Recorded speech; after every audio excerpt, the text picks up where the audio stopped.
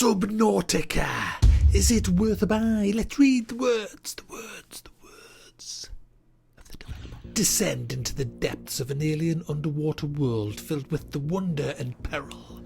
Craft equipment, pilot submarines, and outsmart wildlife to explore lush coral reefs, volcanoes, cave systems, and more, all while trying to survive. Yes, guys, this is a revisited. I last reviewed this back in January 2015, and I said I'd revisit it 6 months later, and here I am 2 years later. But I'm still here, and I've had a good bit play this weekend. I've had a really good bit play in Subnautica this weekend, and I have lots of new things to tell you that may sway you either way. I last reviewed this and give it a thumb up based on its polishedness for an early access game, and early access has changed a lot since then, as has Subnautica. Now, the first thing that I want to tell you is it doesn't have multiplayer yet, or co-op. Now, it's never going to have multiplayer from what I've read, but co-op is a desired feature that the developers would like to put in this game. And after playing this weekend, I can safely say this game is screaming out for co-op. You would think it was built for co-op. It needs co-op. I mean, if they don't put another damn thing into this game, they should put co-op in. It's at that stage of development where they should just say, hang on a minute, let's work on co-op. It really, really needs it. The amount of things that I've seen and done in the last 24, 48 hours where I've thought, oh, if only we had co-op for this would have been so much better. And I'm all for single player games. I love single player games. In fact, we need more single player games. But I think co-op is the best gaming experience you can have. It's just awesome. And the way this game is built, I think it would really, really benefit from co-op play. Another thing I want to say before I get stuck into it is it now works on the Vive, which is great news for Vive owners. Unfortunately, now that I have the CV1, I was really looking forward to some excellent Oculus Rift time in Subnautica. And the only way you can actually play Subnautica in VR is if you use a f***ing controller. And I don't want to use a controller. Controllers are shit. Controllers should only be used if it's desperate, if desperate times is needed. The wank. I mean, the f***ing thumbstick. What the f***? The shit. I only want to use a controller if I'm driving a car, and I don't see any cars underwater.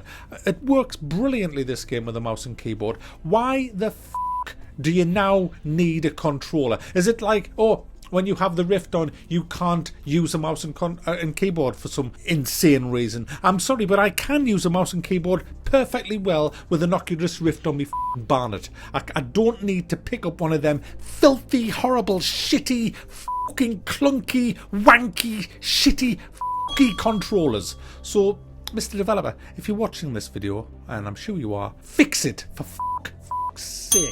So, what's changed? We now have underwater bases. You can now build a really good underwater base, and it's pretty easy.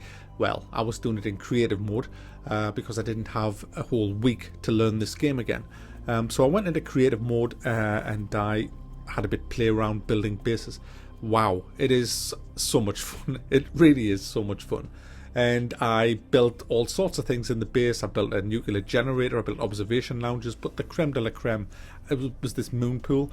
It's for your little tiny submarine to dock with, and when you're just piloting the mini sub towards the base, and you see the lights of the base deep underwater, and then you just go into the little dock and just submerge inside your base. It's just awesome, guys. It's just so awesome. It's such a great feeling of achievement, even though I did it in creative mode. And it's just awesome. You can build even bigger subs that can dock with your mini subs. And I made this really big one called Worthabuy. And it's just like, it even has the little sonar ping, you know, the little noise that the ping makes as you're underwater. It's just awesome, and it's nothing like exploring the sea in a proper submarine. There's all sorts of stuff you can build. You can also build a rocket ship, which I haven't built yet. I then switched creative off after I'd had a bit play around and just started to see how much grinding there was to do to get to a point where you can actually start building your base. And surprisingly, you don't have to play it that long to actually start to be able to fabricate vehicles and bases. The way the game works is, well, I don't want to spoil it. This is a bit like the forest that I just reviewed. When I came across the cave system in the forest and all the stuff that was in there, it was kind of like totally unexpected. And so I didn't want to go into that in the review because it would have totally spoiled it for you. I wanted you to have that same feeling when it's like, oh, wow, look. And so I've discovered in the last update there's these big bases that you can get into, and I totally got into them by accident by picking up a certain thing, which I'm not going to tell you, which allowed me to get through the force field. And I found all sorts of weird shit inside these alien bases. But I also found out why the Aurora is in ruins in the sea. And I'm not going to go into any more of that, but you can find all that story out for yourself, and it's really good. There's a lot of story now added to this. There are other pods that jettison, not just you, and you can go and search them, and there's PDAs that you can read about the story of who was in that and what happened to them. And so it now adds a big load of exploration, which I really liked, a bit like The Forest. You go around getting clues on the island. So these two games have developed kind of similarly, but this is so much better. I mean, if this had co-op, it would be amazing, but it just doesn't. But the game looks awesome, and there's plenty to do, but how you actually progress in the game is really ingenious. You see, your little survival pod, as I said in the last review, it's got your little crafting bench, which is kind of like a replicator, and you have to go and get the right ingredients to replicate the stuff like cook a fish, get water, get a weapon, and I'll come into weapons in a minute, get a better suit to put on, air tanks. You can make a mini sub, you can make a glide that you hold onto that has a propeller, make a vehicle bay, which then gets you the vehicles. But to get all the really good stuff, you have to have the blueprint. So to get a blueprint, you have to make what's called a scanner, and you then go to crash sites and look for debris on the bottom, and you scan it, and that will give you one piece of the blueprint for that specific thing. A lot of things have 2 or 3 pieces, and once you've got all 3 pieces of the blueprint, you can then actually craft that specific item by getting the right parts, going to your replicator, and so on and so forth.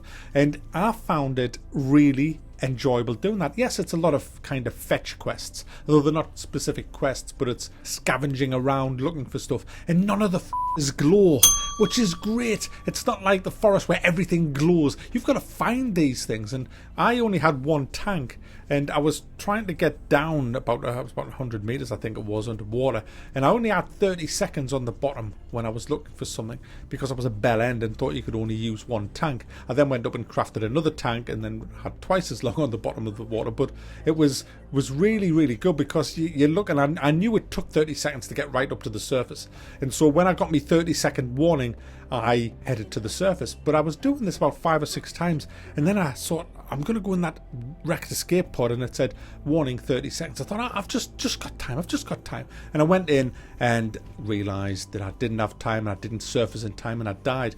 And that's just one of the hazards, the perils. But the thing was, when you die, there's no real penalty. I didn't lose anything. I just spawned back in my life pod, and I had all the stuff that I had, and I just kind of got on with it. So there's not really a lot of consequences yet in this game, but it is so much fun crafting things, and it's so much more dangerous now than it was. There is a shit ton of new monsters underwater. There's leviathans, these huge things that's the size of your submarine, and they just come up to you and grab your mini sub and shake the shit out of it, and it's very scary. It's very scary underwater, especially at night time when you've just got your lights on. It's so atmospheric though. It's probably one of the top 5 most atmospheric games I've ever played in my life. You do feel like you are a diver underwater, and as you build things, you do feel, I mean, I'm not talking about creative mode now, I'm talking about in a proper game. I've got up to, I think it took us about 2.5 hours to get to the point where I'm building a base for real, without creative mode on. And you know, it's so much of an achievement as you get scan bits and build the submarines and stuff like that. It makes you feel really like you've done something, and I like that in a game. It's very rewarding for your time. It's one of them games where you can just, when you just want to chill, with a beer or something, and you just want to play something for a couple of hours, this is the game. You can just jump right in and just have fun and do some exploring. There's even an island that you can walk around. You can come out of the water and run around, get clues and stuff like that. The downside of this is the weapons. Now, the only lethal weapon in the whole game is a knife. There's a reason they did that, and the reason was because of the Sandy Hook shooting in America. Now, that was a particularly bad shooting incident, and they wanted to show that you can make a video game that doesn't have to have lethal weapons in it. But I live in the UK, and you know, the biggest killer in the UK is knives, and you have a knife in this game. So, you know, I don't really think it's sending out the right message. If you're going to have no lethal weapons, then don't have a lethal weapon at all. You kind of have a knife, which is just as easy to kill someone with as a gun, you know, albeit you have to be a bit closer. But, you know, the end result is exactly the same. They've also stated that they don't think that video games have an effect on violence. And so, well, why not have guns in then? I just don't get it. I don't subscribe to all this bull that if you play a game with guns and you're going to go out and murder somebody. You know, I mean, people who are that way inclined anyway, you know, they're going to watch a movie and do it or something. It's you know, it's not the fault of video games. They're just fucked up anyway. Anyone that's going to go around doing that kind of stuff, they're fucked up in the head. And, you know, video games or no video games, they're still going to go out and shoot somebody. That's the way I look at it. And they've kind of shot themselves in the foot, pun not intended, by not having weapons in, because I have mentioned that it really needs co-op, but it also really needs weapons, this game. I mean, really needs them. I mean, you've got a stasis rifle which will stun stuff, and you've got torpedoes you can fire out of your sub, but they just kind of stun stuff. And you've got a knife which is about as much use as a fly swatter on a wheel. There's a whole huge element of a game missing. And when you play a lot of survival games, you need that element. And I don't think they've made the right decision. I mean, yeah, Sandy Hook Massacre was horrendous. It really was. But, you know, it's a video game undersea, you know. I mean, I don't think anybody's going to condemn you for having a lot of weapons underwater and make any kind of link and say, oh, you support guns, you know. It's not. This is a game. We need to keep games separate from reality. We really do. It's important that we do that we see that games are just games and reality is reality, and there is no correlation between the two. And, you know, if you have to have 20 guns to make a game brilliant, put 20 guns in it. It's not going to make anyone go and shoot anybody. So it does need harpoon guns, it needs a lot of big weapons, and I think it needs a lot more deadly creatures coming after you. They're kind of in zones at the minute. You know, if you go into the leafy, reefy zone, you're going to get a specific kind of monster. You know, if you go near the ship, you're going to see the big stuff. You know, if you go near the bottom of the deep stuff, you're going to see another specific type of beast. And I would like to see them just kind of everywhere, just wandering around with a chance to go into the other zones, because I know that outside of my little life pod, I'm pretty safe. Nothing ventures there other than these big farty things, and I don't like that. I like the whole notion that I'm in danger all the time, and I know for a fact in Subnautica I'm not in danger all the time, so I would like that brought in. But I've got to say, well done to the developers overall. They've made this into an amazing game. It's such an immersive experience to play, and if you don't own this game, then I really suggest you take a look at it. It's only $14.99, and it's one of the best $14.99s you'll ever spend. It's fabulous. They need to fix the Rift though and get rid of the stupid controller. Just leave the controller there, but hey, let us use mouse and keyboard. Options wise, you've just got the bare basics really. You can turn down the quality, but they're all preset. You can change the seat level detail, and you can change your resolution, but that's pretty much it. It needs a hell of a lot more options because there are a few problems running this. I'm running on a 1070 with an i7, and it does drop frames if I'm going from the surface underwater and then from underwater back to the surface. Just that transition, there's a bit of a jerk and frame drop, and a couple of times underwater I've noticed a few frames dropping. I don't know what it would be like on an older system, but I mean, it does run well and it's very, very playable, but there are a couple of optimizational things that definitely need to be fixed. So there you go guys, that's Subnautica revisited. It is still definitely worth a buy and still one of the most atmospheric survival games ever made.